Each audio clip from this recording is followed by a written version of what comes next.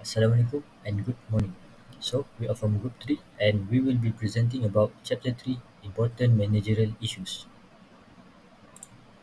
So, the table contents in this chapter, we will be focusing on introduction, the theme, discussion question, case application 1, case application 2, and also preferences.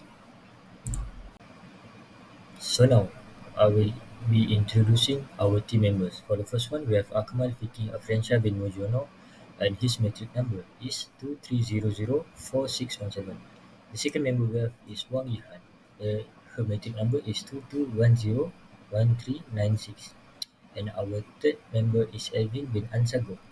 His metric number is 23004744. Moving on to our next member, we have Aija Wang. Her metric number is 22060019. Next to her is Muhammad Nabil Harid, and his metric number is 23004795. And our next member is Muhammad Mirza Mukris bin Masri, and his metric number is 2300 4x64. Next, we have myself, Faris Aiman bin Muhammad Shukri, and my matrix number is 23004716. And next to me is Zhong Zeli, and his matrix number is 22071093. And the last member we have is Kunar Arkana Satira, and his matrix number is 22111 Alright, moving on. We will start with the discussion question. And the first one, I will pass the slide to Akmal Fikri. Okay, thank you, Faris. We move on to the first question. How does the concept of a global village affect organizations and managers? So for me, the first one is increased global competition. So the global village concept emphasizes the interconnectedness of the world, making it essential for the organizations to operate on a global scale. Managers must adapt to this by understanding and catering to the needs of a global audience, which may involve adopting international business strategies, such as expanding operations, entering new market, or developing global supply chains. And the second one is cross-cultural collaboration. With the global village, organizations face a diversity of cultures, languages, and customs. Managers need to develop strategies to manage this diversity effectively, ensuring that their teams are culturally competent and that their products or services are culturally sensitive. This may involve training, hiring practices, and communication strategies that accommodate different cultures. And the third one is expanded market opportunities. The concept of a global village has opened up new market opportunities for organizations. Companies can now expand their reach and target customers in different countries. Managers need to understand the dynamics of international markets and develop strategies to enter and succeed in new markets. And the last one is supply chain complexity. Global, uh, Globalization has led to increasingly complex supply chains involving multiple suppliers, partners, and distribution channels across the globe. Managers must navigate supply chain complexities to ensure efficient operations, minimize risks, and maintain product quality and consistency. All right, that's all from me. First of all, the society's expectations play a significant role in shaping the behavior and decisions of the managers and organizations. Here's how. Number one, ethical standards. Society expects businesses to operate ethically and responsibly. And in the fact, managers are under pressure to ensure that their organizations adhere to ethical standards in all aspects of their operations, including treatment of employees, environmental impact, and fair businesses practices. And number two, diversity and inclusion. There is increasing pressure from society and organizations to promote diversity and inclusion in the workplace. And that's all. Managers are expected to create an environment where people from diversity backgrounds feel valued and included. Of course, and the organizations are expected to demonstrate diversity in their workforce and leadership positions. And number three, of course, the transparency and accountability. With the rise of social media and instant communication, there is greater scrutiny in organizations' actions. What's more, I think the environmental sustainability. I think, for example, the concerns about the climate change and environmental degradations have led to heightened expectations for businesses to adopt some sustainable practices. And in this position, managers are under pressure to minimize their organization's environmental footprint through initiatives such as reducing waste, conserving energy, and using eco-friendly materials. And also, like something else, for example, the customer expectations will also be affected. So overall, society's expectations act as a guiding force for managers and organizations, influencing their practice, decision-making processes, and long-term strategies. Adapting to these expectations not only help businesses maintain their reputation and credibility, but also contributes to their success and sustainability in the long run, right? So we proceed to the question 3.3. It is, should manager be parasitic? Why or why not? For me, manager should be parasitic depending on the situation, because as we know, manager will exhibit parasitism, like prioritizing the interests of their own group or community over those of other, may have a positive and negative effect. So without further ado, I would like explain about the positive effect. As you guys can see on that slide, the positive effect divided into two points are unity and loyalty, and the second one is a quick decision making. Since parallelism can foster a strong sense of the companionship and loyalty within a group or team, allow me to elaborate on unity and loyalty. Individuals are more likely to feel invested in the success of the group and motivated to collaborate towards shared objective when they perceive the manager to be prioritizing their interests and well-being. So the team members' cooperation, mutual support, and sense of trust can all be fostered by this sense of the unity. And the second point, it is quick making decision.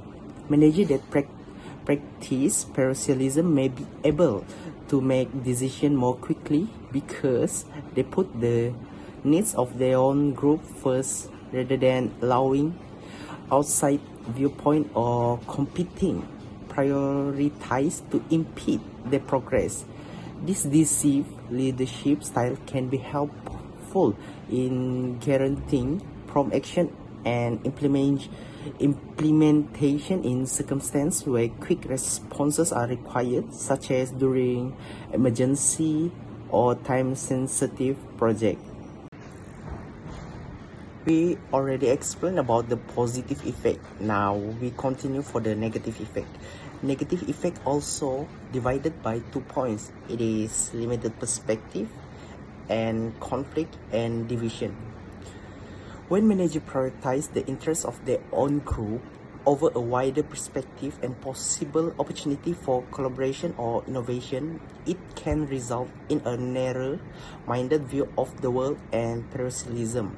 When managers discrete different points of view or perspective, they run the risk of missing out on innovative solution or insightful information that could be advantageous to the company as a whole.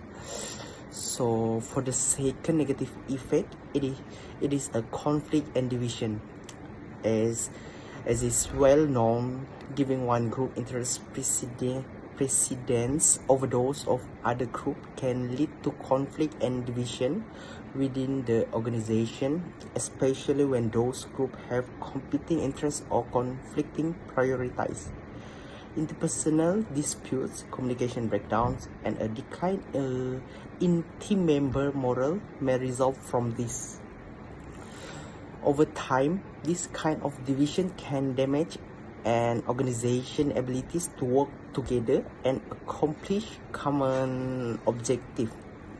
Okay, for question 3-4, what are the managerial implications of Hofstede's research on cultural environments, the Globe study? So the first one is leadership styles. Managers should adjust their leadership styles based on cultural dimensions. For example, participative leadership style may work well in individualistic cultures, and directive approach work well in high power distance cultures. The next one is motivational and rewards. Tailor motivational strategies to cultural values. As an example, individual rewards like Best Worker Award may motivate employees in individualistic cultures, while team-based rewards works better in collectivist cultures. So the main part is the Globe study, global leadership and organizational behavior effectiveness. GLOBE,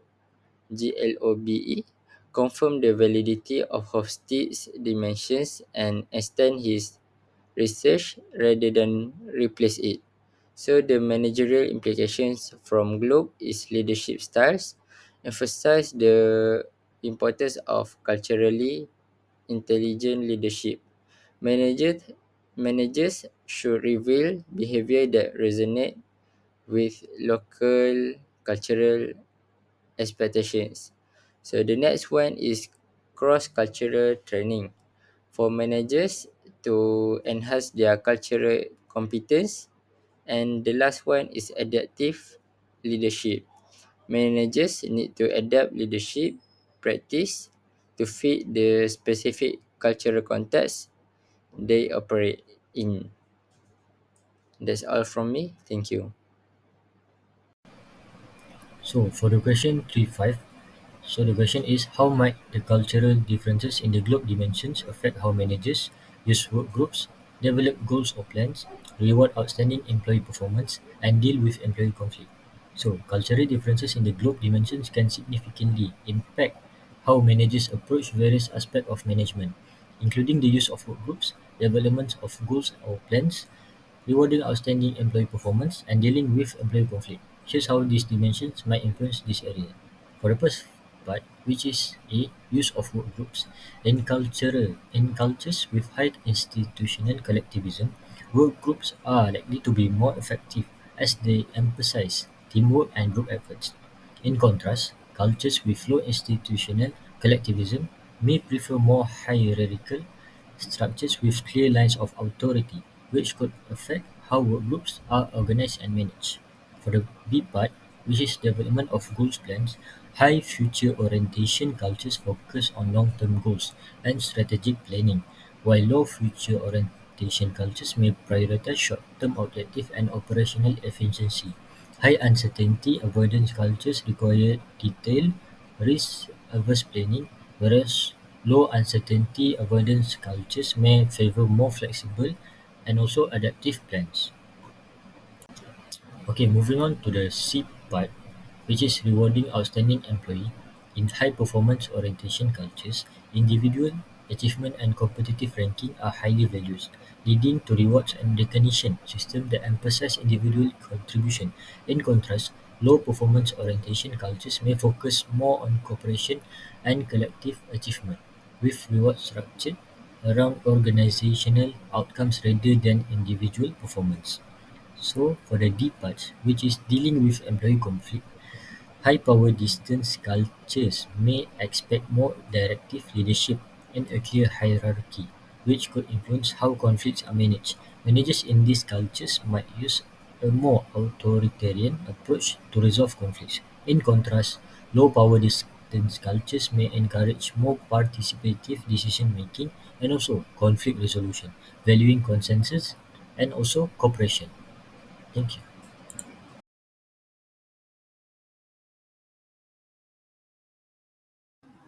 Okay, so I'll be discussing about the summary of case application 1 on global control. More specifically on the topic of global organization, global ethics, and social responsibility. The global shift towards EVs is undeniable, with projections showing that by 2040, a significant portion of the global auto fleet will be electric. This trend is a direct response to the urgent need for sustainable transportation solutions and is being spearheaded by economic powerhouses such as Europe, the United States, and China. In the core of this EV revolution lies the critical role of lithium ion batteries. These batteries are not only essential for EVs, but are also common in everyday devices like laptops and smartphones. However, the production of these batteries come with its own set of geopolitical dynamics. While Democratic Republic of Congo leads in cobalt production, which is a key component for these batteries, it's China that's swiftly taken a leading position in manufacturing and refinement process of these power units. Enter CATL, a Chinese company that has quickly emerged as a global leader in battery technology. Their expansion is marked by an ambitious growth strategy, which includes building a massive 1.3 billion complex aimed at eclipsing the manufacturing capabilities of industry giants like Tesla. Despite their current focus on Chinese market, CATL is pushing boundaries by establishing operations abroad, including in Europe. This raises pertinent questions about their potential to succeed on global scale without government support and how they can navigate the complex web of global ethics and social responsibility. So, as we move forward, the discussion turns to the adaptability of industry players like CATL. Will they be able to maintain competitive edge in the absence of subsidies? And importantly, how will they address the environmental and social implications of their business strategies? These are crucial questions that reflect the broader challenges of adapting to industry change in a world where ethical considerations are becoming as significant as economic ones. Thank you. So I'm going to talk about how does this story illustrate a global village.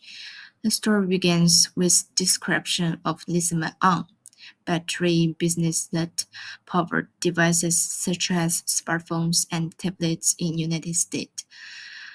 It mentioned that Congol's factory is the main producer of China's Congol's factory and China's contemporary Parex.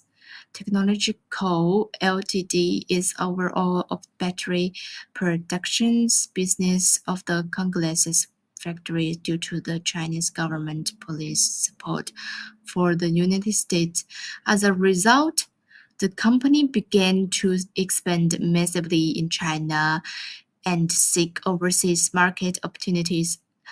As the oil production declines, the demand for renewable resource and communication and transportation technology in countries around the world increases.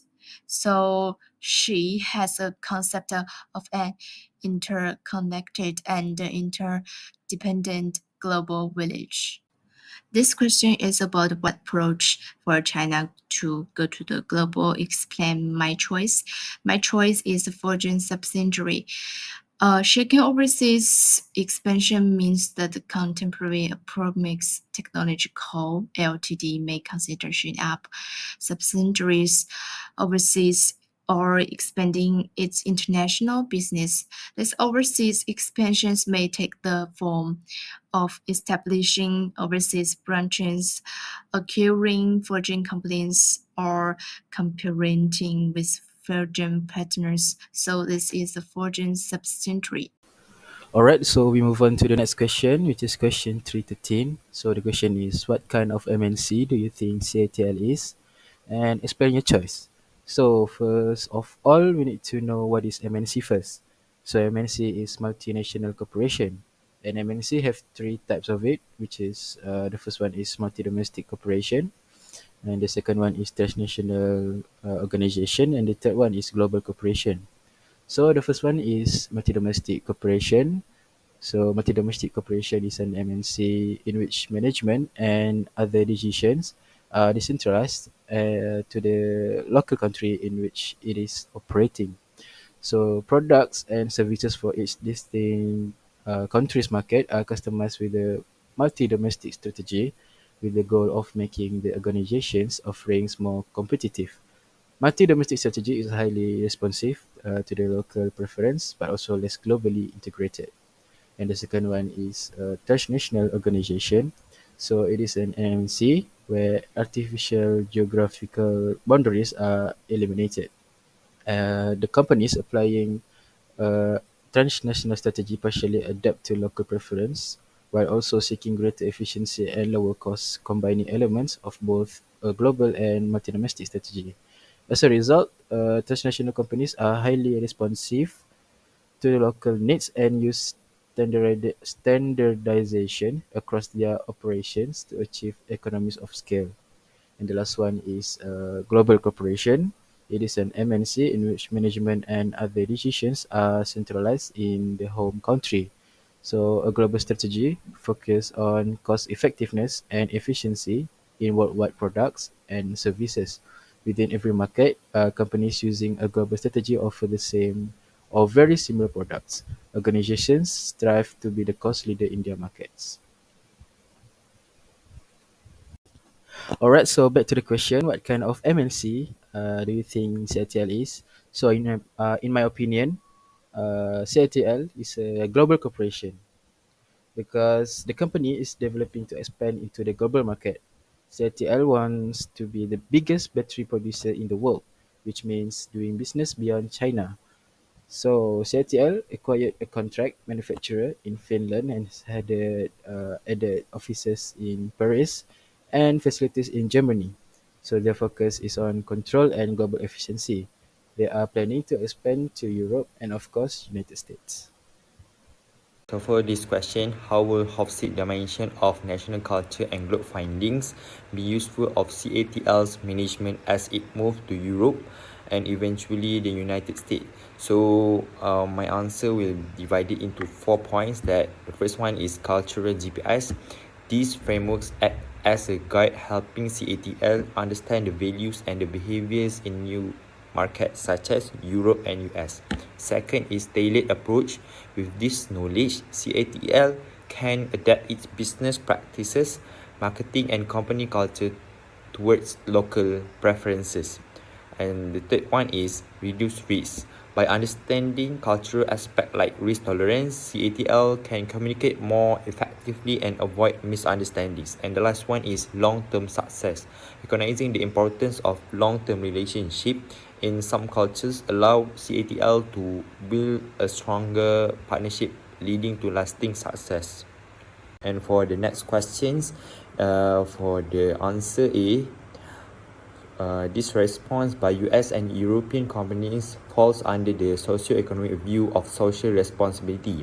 The socio-economic view emphasizes the importance of considering the broader socio-economic impacts of business practices, including the well-being of workers and the sustainability of the supply chains.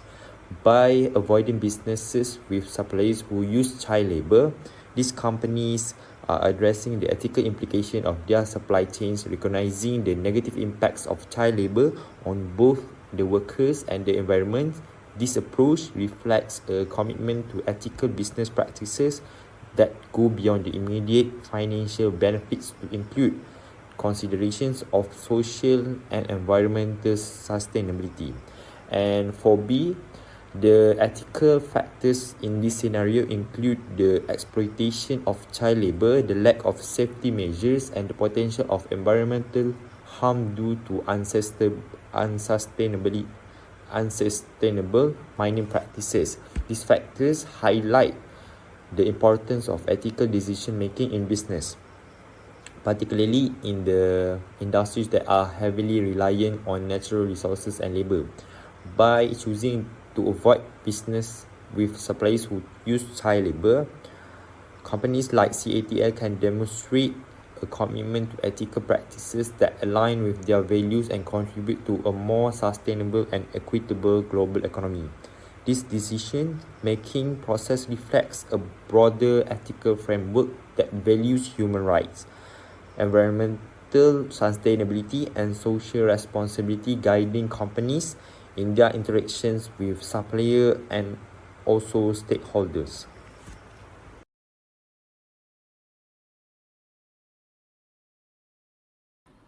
Okay, now we will move on to the summary of case application 2 on the topic of serious about sustainability.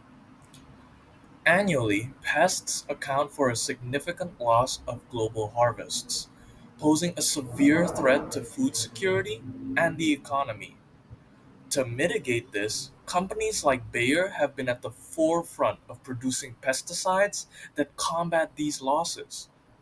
Bayer, a German multinational life science company, stands out not only for its experience spanning over a century, but also for its dedication to safety and environmental stewardship in pesticide production. The company's approach involves rigorous product testing and adherence to environmental regulations, showcasing its commitment to responsibility and sustainable practices. However, Bayer's practices have come under scrutiny, particularly concerning the use of neonicotinoids, which have been linked to harmful effect on bees, which are vital pollinators for our ecosystem. The European Union's ban on certain neonicotinoids brought Bayer's stance into the spotlight, as they argued that the ban could harm our agriculture productivity without benefiting the bees. The debate around the ban encompasses complex considerations of ecological balance, the economic implications for farmers, and the role of multinational corporations in sustainable practices. Environmentalists and policymakers continue to grapple with these issues, assessing the impact of pesticides on the environment and balancing it against the need for effective pest control in agriculture. So, in conclusion, this case challenges us to think deeply about the multifaceted implications of pesticide use. It underscores the need for ongoing dialogue between companies, environmental groups, and regulators to achieve a sustainable future for agriculture that is also supportive of the ecosystem we depend on. Thank you. So now let's look at case 2, question 3.16. Do you think the European Union's ban of one of the buyer's products in Europe will affect its use and reputation in other territories? Why or why not? In my opinion, I think the answer is yes.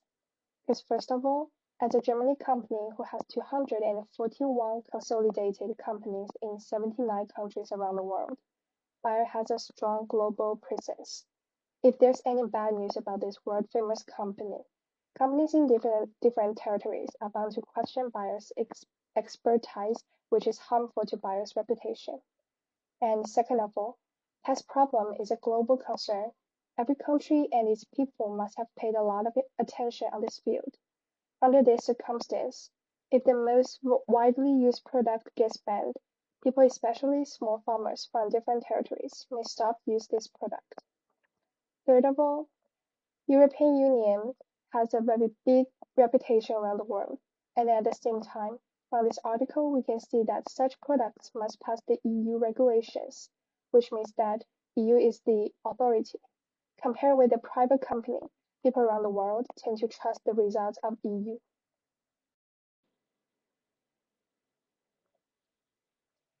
And for question 3.17, do you think that the environmentalists have overstated the dangers of biased products to bees? Well, in my opinion, environmentalists must be extremely careful about the use of pesticides due to their potential adverse impacts on ecosystems, including effects on biodiversity and ecological balance. It is crucial for environmentalists to evaluate the potential dangers related with these products. However, different people may have different opinions on this. Okay, for the next question, 318. Do you believe that Bayer is demonstrating socially responsible actions? Explain. So the answer is yes. I believe that Bayer is demonstrating socially responsible actions because their pesticides helps farmers around the world to control plant pests without harming people and the environment. Other than that, Bayer also including testing of all its products and ensuring that they meet safety standards and EU regulations.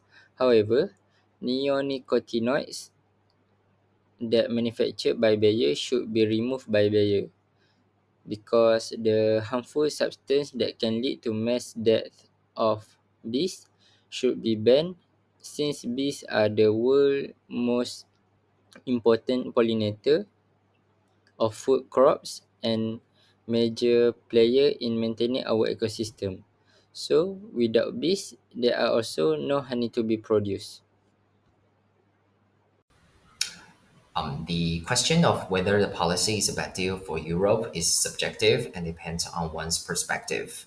And first of all, the answer is yes, it is a bad deal for Europe. Here's my three vital reasons. The first one, impact on agriculture. Yes, some argue that the ban on neonicotinoids could negatively impact agriculture in Europe by limiting farmers' ability to effectively control pests. Yes, it is. In fact, as we all know that neonicotinoids have been widely used in agriculture for pest control, and they are banned mainly to increase the crop damage and decrease the yields in certain cases. The second one, economic consequences. Critics of the ban may argue that it could have negative economic consequences for European farmers and agriculture industries. Yes, this is like, for example, if alternative pest control methods are more expensive or less effective, and it could increase production costs for farmers and ultimately lead to the higher food prices for consumers. And the last one is the loss of innovation. The ban could also stifle innovations in the agriculture sector. Neonicotinoids were developed as a relatively advanced and effective pest control technology, and their ban may discourage investment in similar innovations for fear or facing similar regulatory the challenges. So we continue for the last question. It is case application 2, question 3.20. So the question is, what lesson have you been learned from this case about being socially responsible? So I think the lesson can I take from this case about the corporate social responsible, it is CSR and environmental stewardship, and the last one is regulatory compliance and governance. So without further ado, I want to explain more about the balancing interest with environmental with concerns. Bayer's position reflects the difficulty in striking a balance between environmental and concerns like the effect of pesticide on the biodiversity and ecosystem health and economy. Interests like agriculture, productivity, and profitability. It emphasized the necessity for businesses, despite financial constraints, to carefully consider the long-term environmental effect of their practice and product. So the second one is, we can see in the slide, it is transparency and accountability in response to public concerns regarding the safety and environmental impact of pesticide. Buyers effort to promote transparency by making product taste result easily accessible highlight the significance of accountability and transparency. Businesses must proactively interact with the stakeholder and make information about the advantage and disadvantage of their product to easily understand. So we already heard about the CSR. Now we proceed to the second things that I want to explain more about the regulatory compliance and the governance. This point also divided by 2 points. The first one is navigating regulatory and scientific uncertainty. The debate over neonicotinoids serve as an example of the difficulties in balancing scientific uncertainties with regulatory framework. Regulating agency and academic studies have expressed concern regarding the effect of neonicotinoids on bee population and the wider ecosystem, notwithstanding biased assurance of safety and effectiveness. And the second one is about the exploring sustainable alternative. The discussion surrounding the EU ban on neonicotinoids emphasize how crucial it is to look into environmentally friendly alternative to be conventional pesticide. Even though doing so might not negatively impact agriculture output, this emphasize how important investment are to ensure food security and reduce environmental impact while promoting sustainable pest management practice. Research and innovation are needed. So for the last part is references. So here is our reference. So that's all for now. Thank you for listening to our presentation.